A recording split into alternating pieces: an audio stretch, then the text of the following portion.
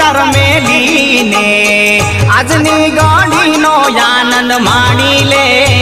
જીવાલા, આજની ઘડીનો આનંદ માણી લે